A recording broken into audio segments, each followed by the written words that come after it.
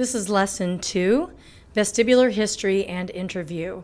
So in this lesson, we're going to be talking about the way we take a history with clients and interview them and look at what are their symptoms. And we're going to talk about what those different symptoms mean, how they can start us to thinking about what might be this person's vestibular dysfunction.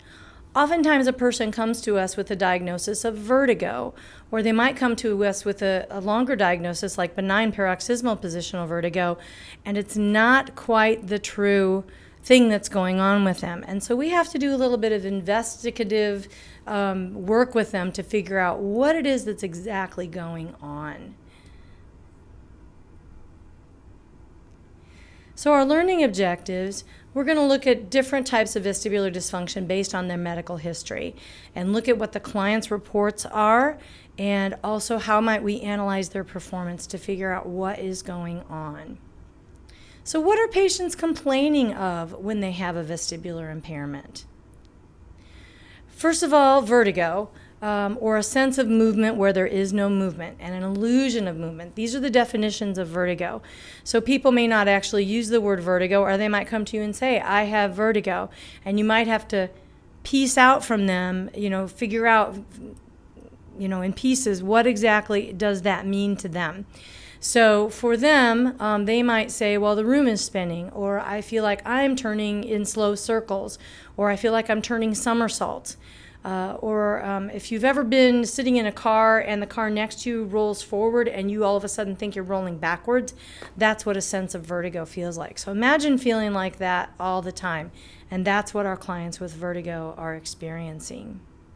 What else do they complain of? They also might use the word dizziness, which is actually a combination of vertigo, lightheadedness, and imbalance. And it could be any one of those things, or it could be all three things. People can complain of dizziness when they have cardiac problems, when they're having a stroke, when they are hypoglycemic. There are any number of things that can make a person say that they are dizzy. So we, again, have to piece out. Do you feel like the room is moving when it's not moving? Do you feel lightheaded? Do you feel like you have a headache? Do you feel dizzy in your feet? Do you feel like the ground under you is not steady or mushy? So trying to figure out what that could be.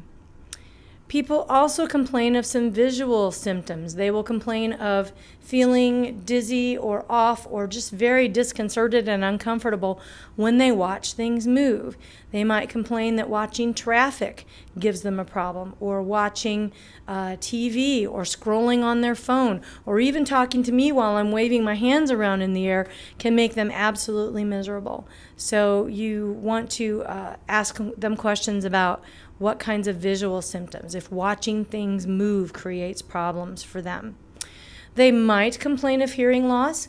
Now, if someone has a sudden hearing loss that has not abated in any way, that is means that you need to refer them to see an ENT doctor. They need to see an otologist and an audiologist to figure out why is it that they're having hearing loss, because there could be something more serious going on.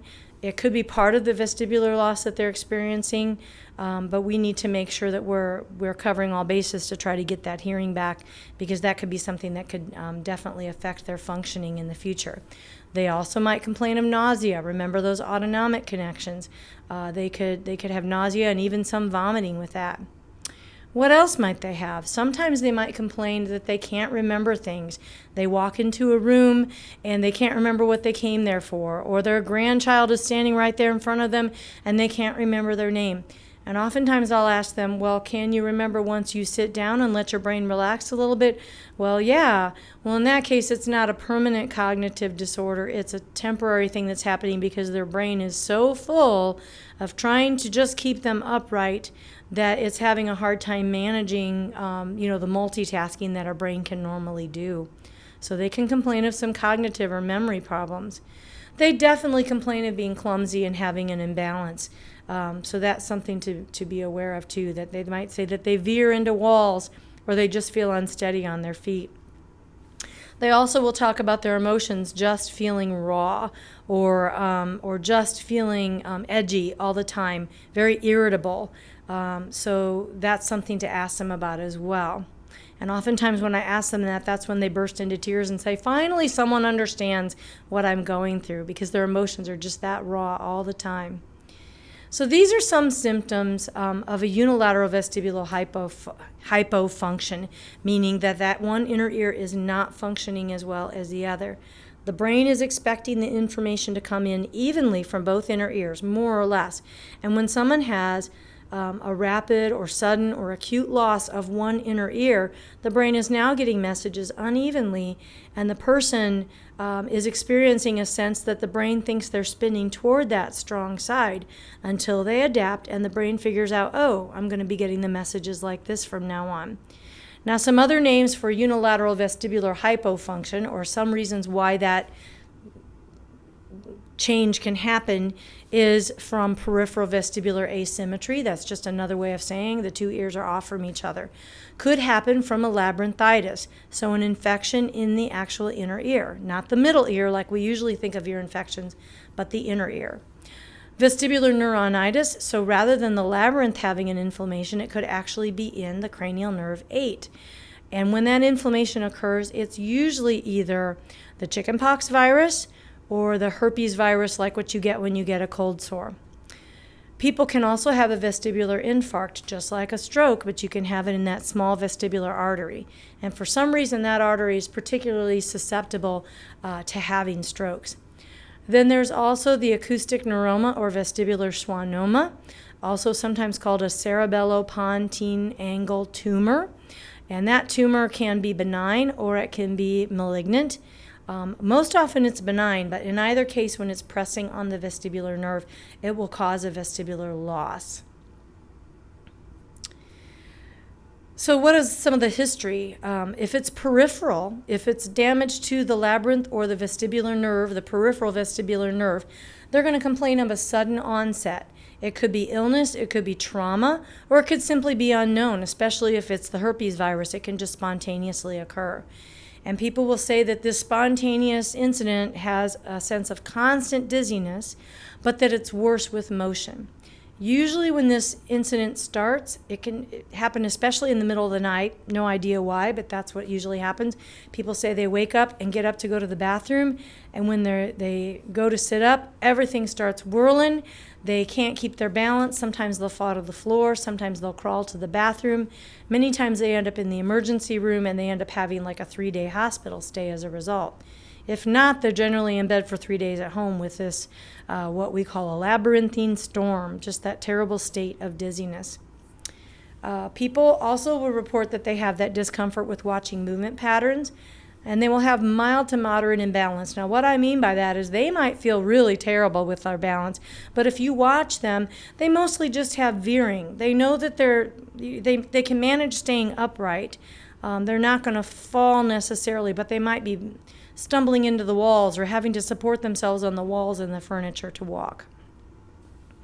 Also with the bilateral vestibular hypofunction, this is very different in its presentation from the unilateral vestibular hypofunction. Now think about this. So in a unilateral hypofunction, you've got one side not working as well as the other. In a bilateral vestibular hypofunction, both sides are now reduced. These people are not dizzy. So why do you think they're not dizzy? If you think about that for a minute, it's because they're getting little to no input of their vestibular system into the brain. So there's nothing there to read. So the brain doesn't read that as dizzy at all. However, they are very off balance. And if you put them in the dark or have them close their eyes, they have almost no balance whatsoever. I've seen people fall backwards like trees, and they don't even know they're falling until I catch them.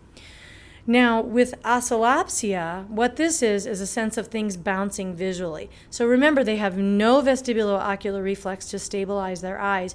And as they're walking along, they'll say that the trees or the street signs look like they bounce, and it's just that they're bouncing with the movement of their body.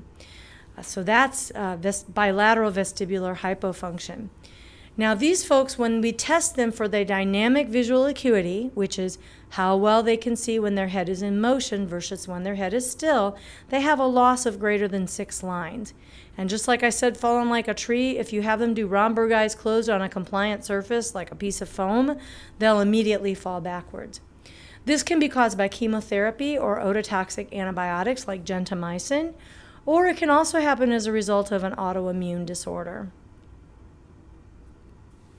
Now, what do people complain of when they have benign paroxysmal positional vertigo? Usually these people, they may start out with an incident that sounds very much like a unilateral vestibular hypofunction.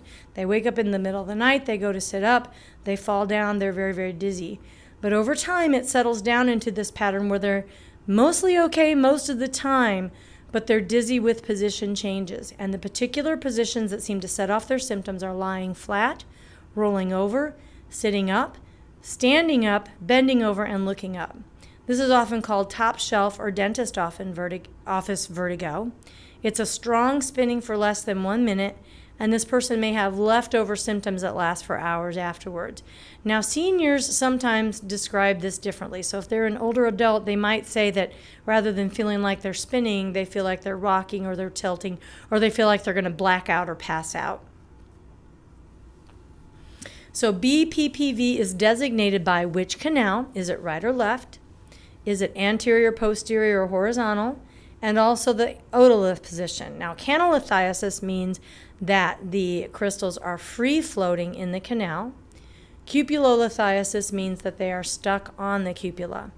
And the way that we know if it's cupulolithiasis is when we test them, and we're going to be talking about this in a little bit in another lesson, that when we test them with the Dix-Hall pike, their nystagmus will go on continuously until we move them out of that position. With canalithiasis and the free-floating crystals, they'll eventually settle down like snowflakes in a snow shaker, and so after 15 seconds to 2 minutes, you'll no longer see the nystagmus, and the worst part of the vertigo will be past. So you might say that a person has right posterior canal, benign paroxysmal positional vertigo, canalithiasis. And that would be actually one of the most common kinds of BPPV that you would see. Let's talk a little bit about central causes of vertigo and the types of symptoms that people would have. Migraine-associated vertigo and vestibular migraine are two types of central vertigo that happen as a result of somewhat unknown etiology with migraines. We now know that people can have a migraine that is only vestibular symptoms, that doesn't have the headache and doesn't have the visual portion. And that's what we call a true vestibular migraine. Migraine-associated vertigo is the lingering vertigo that people may have between migraine attacks. We also can have post-concussive disorder. We're learning more and more about concussions all the time, and the fact that the vestibular system can take damage as a result. Now, the interesting thing with post-concussive disorder is that people can have BPPV because of the labyrinthine trauma. They can have peripheral labyrinthine damage, and they can also have damage to the central vestibular connections. So there can be a lot going on with people who have post-concussive disorder. People can also have strokes or CVAs that impact their central vestibular connections. In particular, cerebellar strokes and pontine strokes can cause significant vestibular symptoms and damage. So how might these symptoms look just a little bit different? As we said with vestibular migraine, they may or may not have a headache. They might have the vertigo without the migraine, but the headache can be there low grade and persistent. People don't get vestibular migraines unless they have a history of migraines. Now, sometimes people have never been diagnosed with a history of migraines, and they just say they have persistent headaches. Usually people will say, well, my mom and my grandpa both have migraines, but I'm really thankful I only have sinus headaches. And they've never been diagnosed with something like migraines in the past. When people have a vestibular migraine, their symptoms are very similar to a unilateral vestibular loss, but they have no objective findings on the VNG, the video nystagmogram. Their symptoms can also wax and wane. Sometimes it's stronger than at other times. They are also very motion, light, and sound sensitive. So these are the folks that are coming into your clinic wearing sunglasses because they're so sensitive to the light. Or they might ask you to lower your voice or turn off the music because they can't stand the noises that are going on around them. So again, these may be episodic and wax and wane. Typically, people who have vestibular migraine are not responding well to some of our more aggressive vestibular rehabilitation techniques. So oftentimes, if I've been working with someone for 3 or 4 weeks and they're just not getting better, I might start questioning them about a history of headaches or a family history of headaches to find out if there might be something going on migraine related with them. And typically they tend to respond better if we back off and go with more gentle balance approaches and gentle habituation exercises and not the aggressive visual exercises that we might do. So something like Tai Chi might be useful to them, or yoga posturing might be useful. With post-concussive disorder, again, I stated this earlier, these folks might have both central and peripheral problems. They also may have cognitive problems to go with it. They may have post-concussive migraines as well, and you'll also see some imbalance and some motion and visual sensitivity. But the history will reveal that they've had trauma, so that's one way that you can tell it apart from the vestibular migraines. And then when it comes to CVA, people will often report those 3 Ds, diplopia, dysmetria, and dysarthria. And they have that constant hum of vertigo. So rather than extremely dizzy all the time, they just feel kind of this low-grade dizziness all the time. That might get worse with motion or might not. Their pursuits and saccades are often impaired, so that's one of the reasons why we check those. We'll be talking about that as we go forward. They also might have an impairment in their subjective visual vertigo. Now, in this class, that's a little bit beyond the scope of this class, so we're not going to spend much time talking about that. But that is one of the issues that a person may have. They also may have direction-changing nystagmus.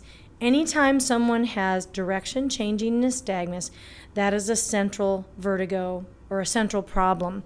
So that would be a flag for us that if they haven't had some sort of a central or neurological issue diagnosed, that we might want to get back with their referring physician and send them to a neurologist. So here's kind of a summary of peripheral versus central. Central tends to have more moderate nausea but severe imbalance. In other words, not being able to maintain their balance under certain conditions. They usually do not have a spontaneous or sudden onset of hearing loss, and they'll complain of those 3 Ds. Whereas with peripheral, we might see hearing loss. If it's bilateral, we might see oscillopsia, and they're going to have more severe nausea, severe visual symptoms, and more mild imbalance. Again, a few other comparisons here. Neurosymptoms rare with peripheral and relatively rapid compensation, meaning within a few weeks' time. And then nystagmus is always horizontal, or it's rotary and beating in a certain direction with BPPV. Whereas with central, the neurosymptoms are common. There's slow compensation. Think 12 weeks in rehab, and you still might not have them all the way back to where they need to be. And they also will have vertical nystagmus and direction-changing nystagmus. Now, there are also some non-vestibular causes of vertigo, such as cardiac problems. People will tend to call that more lightheadedness. Same thing with orthostatic hypotension. And, of course, that will happen when they change positions from lying to sitting to standing. People can have problems with low blood pressure that cause them to have dizziness or hypoglycemia. And then also if someone has a traumatic injury like whiplash, they might have cervicogenic dizziness. So dizziness that's stemming more from the problems in their neck. So think of that vestibulocolic reflex and how that might be impacting what's going on. Some non-vestibular causes of vertigo can be medication, anemia, psychogenic, maybe because of anxiety, people having panic attacks, and then also just the multifactorial imbalance that comes as a result of the aging process. So I just want to speak a word here about imbalance of aging because there's so many things going on with older adults, including visual changes, their sensation through their feet, orthopedic impairments, slower reaction time, muscle weakness, and blood pressure fluctuations. Anybody on a blood pressure medication is going to have their blood pressure fluctuate a little bit more. They might have mental status changes and behavioral changes as well that influence their balance. So what are we going to do as we're assessing someone? We want to take a detailed description of their symptoms and try to start parsing out what are the different aspects that this person is experiencing and what kind of a profile does it fit Is it peripheral? Is it central? Does it sound like BPPV? And also find out from them the so what. What parts of their daily routine is it impacting? Is it impacting their ability to work or their ability to exercise or their ability to engage with their family? Social situations are often very constrained by the vestibular issues that people have. We have some questionnaires that we can use. Again, that's probably beyond the scope of what we're going to do in this class, but I think you have some information about those in your textbook. So those are something good to look at. I also have provided for you here some patient education resources.